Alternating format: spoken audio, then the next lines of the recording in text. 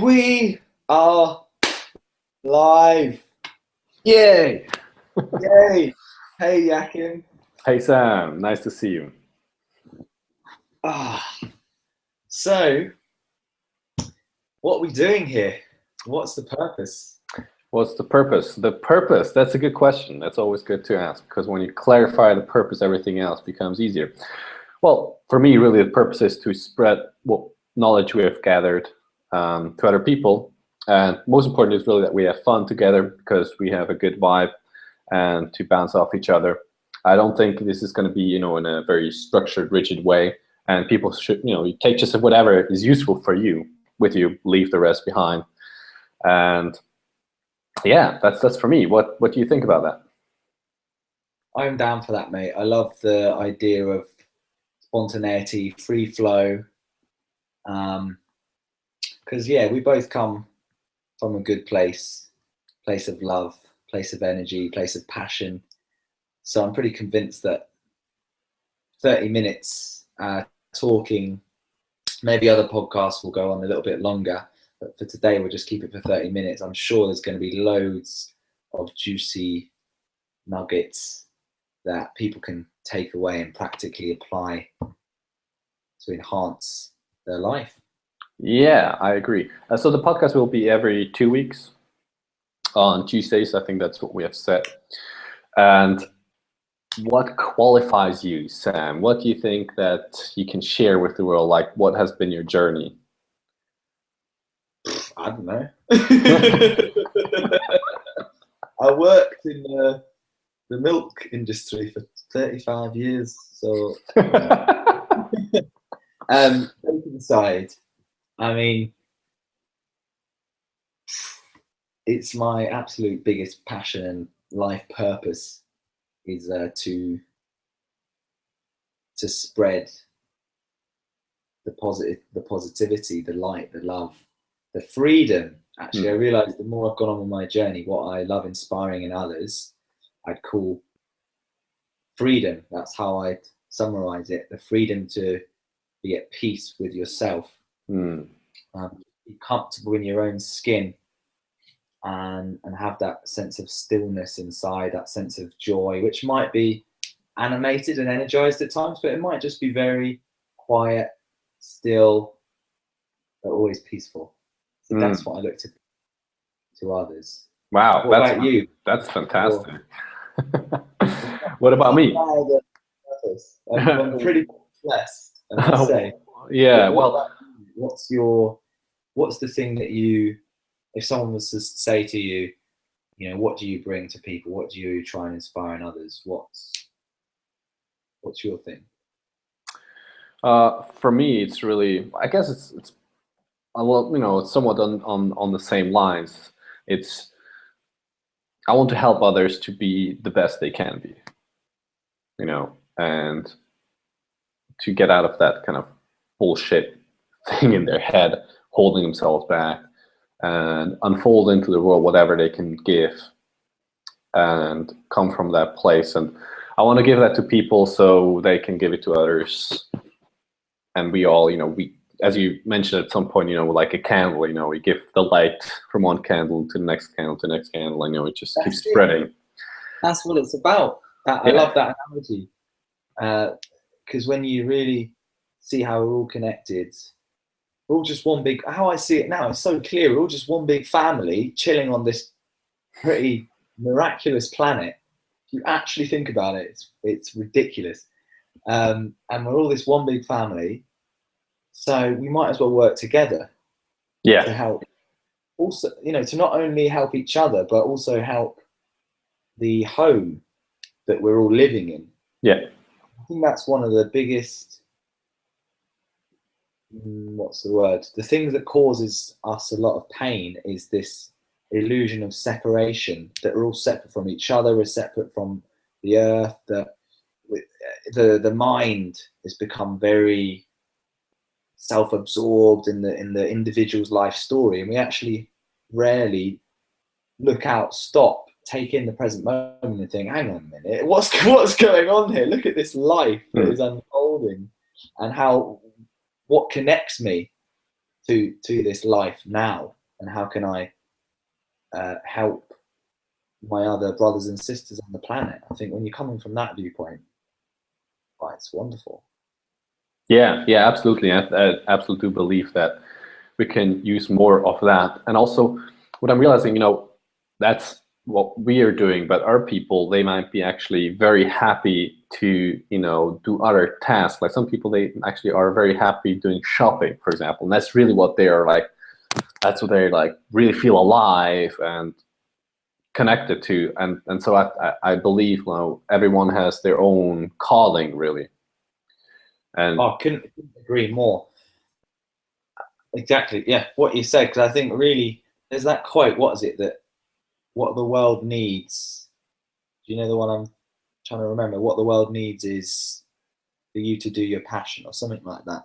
Like basically, whatever that is, whether that's painting, whether it's working in the milk industry, whether it's a pig farmer, whether it's doing speeches, it really doesn't matter. It's that you feel happy and connected to it, because then when you're, it's just common sense really. When you're feeling happy and peaceful inside, then wherever you go, you just spread that energy to other people, so very simple. Yeah, but People are not connected with what they're doing on a day-to-day basis. That's the state of play. so what do you think is the an easy thing to do to get more connected to that? What comes to mind is being able to spend more time in silence and actually sit with yourself, and stop the amount of time that you're distracting yourself to avoid the moment and the stillness and the void and the emptiness.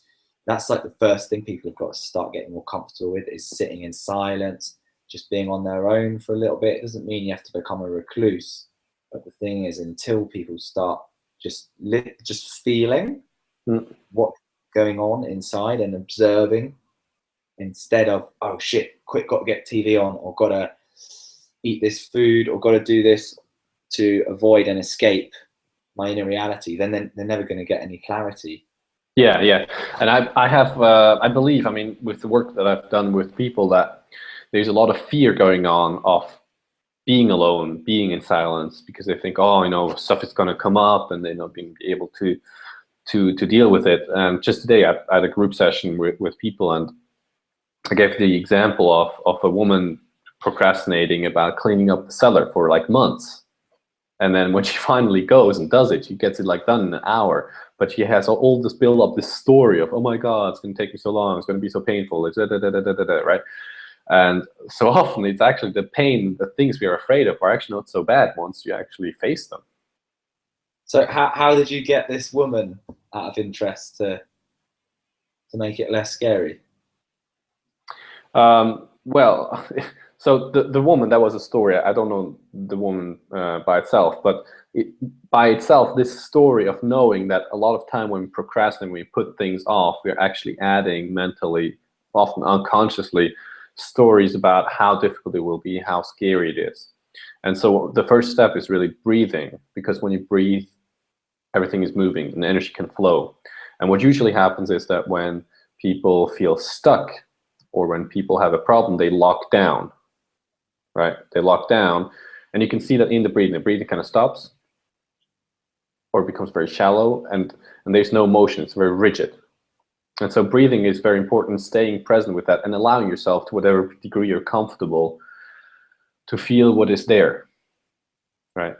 And be like, okay, so I'm here and I'm alive, because whatever, whatever that fear is, even if it's from the past or whatever, you have survived that, you've gone through that, and so you can start to create new associations with this feeling. Because where there's fear, where there's pain, there's also a lot of power. I heard one quote, but I don't remember it. Something like your biggest fear is your biggest gift, or something like that, or your biggest wound, something like that. I forgot it. Well, I was reading Marianne Williamson. Have you heard of her? No. She seems really, really spot on. Saying how our biggest fear is actually how powerful we are, how much we can expand, rather than the dark side and how weak we are, but actually how much we can expand, and that's interesting, and I really relate to that. Yeah, because one thing that is very important to realize, you know, good or bad, or all those concepts, and good or bad is a concept of the mind. It's not something that is written in nature like, oh, this is good, this is bad. No, we have made that up. It's completely man-made. And what usually happens is when you have some kind of feeling, it is energy bubbling up. And we're saying this is bad or this is good. But it is energy. And that's the important part. There's so much power in that because there's energy. And you can use that energy and you can shape the energy in a certain way. But most people try to suppress it. They're like, no, not good, not good. But by suppressing it, they're cutting off a big part of their own power. Completely, mate. I mean, one of the principles that I look to work with clients on straight away is making them aware that they can be their own energy alchemists. That's what I call them, which is what you're saying, really, to transmute that energy into whatever they want. It's so wonderful when they get it. Yeah.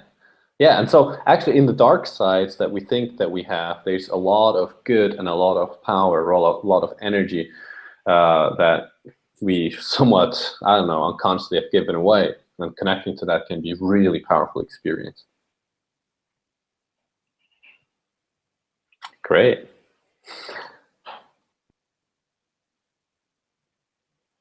That's so, yeah, that's it. We're done.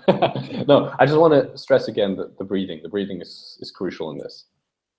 Because that's what gets you through that. Even if any kind of emotion, when you keep breathing, when you keep being rooted in that, it's really, really useful and really powerful, because a lot of people are afraid.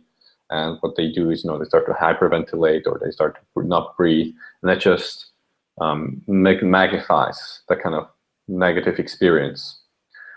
Yeah, definitely. People try and fight against it, and then basically they just give that thing more and more energy by fighting against it. I know you were in a martial arts school for a few years, so I often use the example of what martial art is it? The one where you use the opponent's force? Tai Chi Chuan? Sorry? Tai Chi? Tai Chi? Or isn't it Aikido? Aikido as well, yeah. Or Tai Chi Aikido, yeah. But it's that sense of you let it go like that rather than you just like boom. Yeah, exactly. And that motion, you know, as long as your motion, you're breathing and moving, everything's fine. You can always influence in what direction you want to go. Well, everything is in constant state of flux, my friend. Right, yeah. Reminding me of when people talk about the motion, I just think of the Vipassana retreats. I don't think you've done one, have you? No. There's throughout the whole 10 days, it's they just got tape recordings of certain directions and guidance. So it's just saying the same things over and over again. They get ingrained in your head. They're really profound. But one of the things is everything rise, everything pass. Everything rise, everything pass.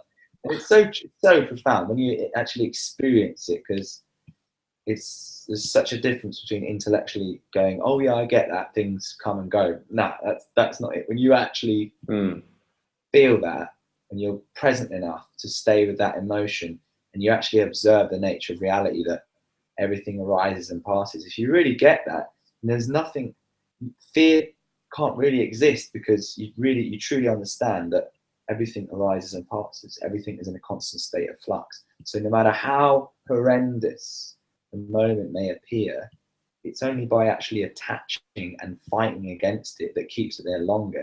If you just surrender to the nature of what is and know that it will pass, because that is the nature of reality. Like right now, all our entire body is just, all the molecules are just going da, da, da, da, da. It's just that it's vibrating so fast to give this kind of sense of solidity. So that's fascinating, and every, you know, that every cell in our body after, I think it's 7 year cycles, Yeah, like yeah. that. Don't quote me on the biology, but everything gets completely redone. We've got a completely new body from what we had however many years ago, like every cell, which is just fascinating. You know, thoughts are just like this, just arising and falling, sensations arising and falling. When you really get into that, you just realize that you're this funky awareness, just watching this rising and falling of phenomena. That changes the game completely. So if I listen between the lines, it seems that Vipassana meditation is one way of basically leading to that kind of awareness that everything is coming and going. And I mean, I've done a little bit of Vipassana meditation, and one of the first steps usually is with the breathing, because the breathing is coming and going, right? And so for people, if they want to grasp more of that, would you say that this is the best way to get started with Vipassana meditation? I don't know if it's for everyone, although I would say everyone give it a go. It's one of those things. I'd say just for the personal challenge, the mental discipline, the learning, I'd recommend everyone to give it a go. Just simply because it gives you 10 days of experiential understanding, going deeper into reality. Because the thing is, most of us are thinking about reality the whole time. We are thinking, we're making a projection about reality. Hardly anyone is actually in reality. And so don't you understand, you have all these concepts and ideas and knowledge and all this stuff going on, like, oh, this is that, this is that, blah, blah, blah, blah. But actually experiencing without any conceptual framework is a complete fool. So that 10 days is amazing because it allows you to actually experience from a deeper level what the hell is going on. So I think it's going to be very individual for every single person, depending on the state of awareness and where they're at. Where can they access that? Can you share it? Like, well, there's centers all around the world. They're everywhere. If people are in the UK, then I think there's 2 centers in Herefordshire. You just type in Vipassana in Google. I did mine in India, but there's loads and loads there. They're worldwide. But it's quite hardcore. The thing is, I would say that, like, I wouldn't necessarily do another 10-day now, given my understanding, because it's quite brutal in a way. It's quite hardcore, and I think there are gentler ways to awake yourself. So that might be great for some people. I'd choose a more slightly gentler way now, having done it. What would that be, the more gentle way? What would the more gentle way be? What would that be? Well, I love the principle of going away on retreats. So it'd be quite similar in a way, but I wouldn't have so much of the rigid ruling, because it's very, very strict. Like you can't speak at all. There's no technology. There's nothing you can do. You can't even make eye contact. Even yoga wasn't allowed, you know. So I would do something quite in a similar vein, but I would just go by myself now. What I do, just go by myself. But I think if looking back, it was very useful for where I was at. So I really think it depends where you are. But if you get to the stage where you feel comfortable on your own going, then I think that could be even more profound, because it's then really your own thing. You're not leaning on any support structure or other people to help you. It's just your own journey. So I think get yourself to that sense of autonomy as fast as you can, without rushing at the same time. Yeah, makes sense. I had a question, but I forgot it. So is that something you do want to do, the Vipassana? I've been thinking about it, doing some kind of formal retreat, but at the same time, I am more on the line of what you're saying, that I just go off by myself and do whatever feels natural, with certain constraints, like like electronics or whatever, which I know I would be more prone to distract myself with that, and just doing that. I mean, I have been doing it with on once a week, a day, kind of a purposeless day, which you suggested, which I like, because you just go, you have free expression, no planning really. And the cool thing is, what I observed is that there's naturally more silence toward the end of the day, because you have expressed yourself. And sometimes the kind of traditional way of meditating is like, okay, I'm gotta sit down now, and the mind is, or let's say not the mind, the system, like the system, the whole thing that we are being, and that is part of us in some way, is not ready. It's not really ready for this kind of stillness and meditation. So I found it actually quite useful to have that, to kind of get more space in my head and discharge some stuff and get rid of it and have this kind of free expression. And then towards the end, there's silence anyways. I see. So it's more of a natural, spontaneous silence, rather than like, right, we've got to force stillness now on the mind. Yeah, exactly. And actually, that's exactly what I want to say before is,